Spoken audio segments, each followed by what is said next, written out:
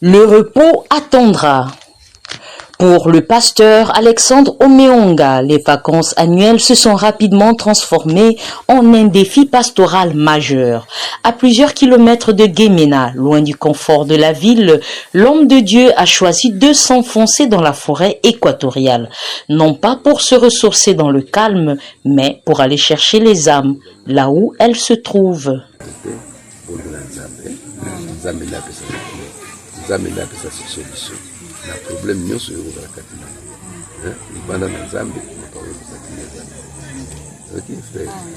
Pas de tribune officielle, mais une évangélisation de proximité. Maison par maison, le pasteur a investi les foyers des nouveaux convertis.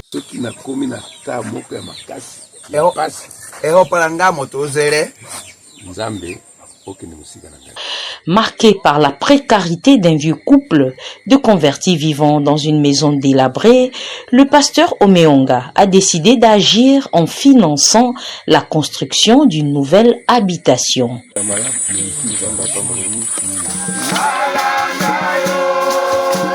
Sous un manguier, à l'occasion de la visite d'une famille éprouvée par le deuil, l'église s'improvise en plein air.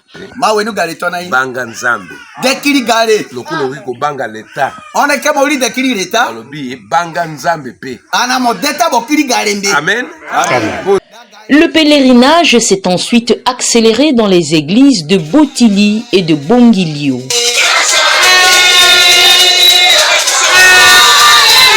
Dans ces temples de brousse, les cultes d'action de grâce ont pris une dimension particulière.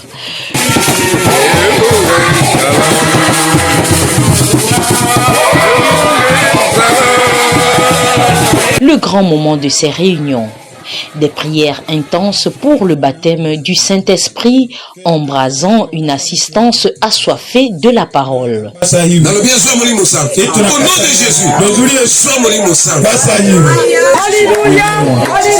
Pour matérialiser ces nombreuses conversions, les fidèles se sont donné rendez-vous au bord de la rivière.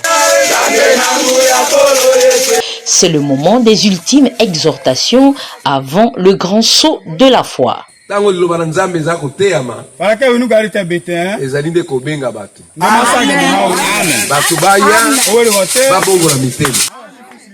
C'est ici que l'image frappe les esprits.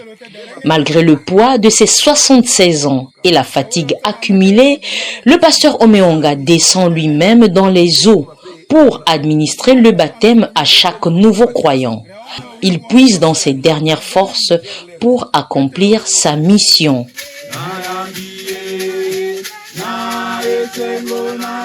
Une prière finale pour sceller ces nouvelles vies.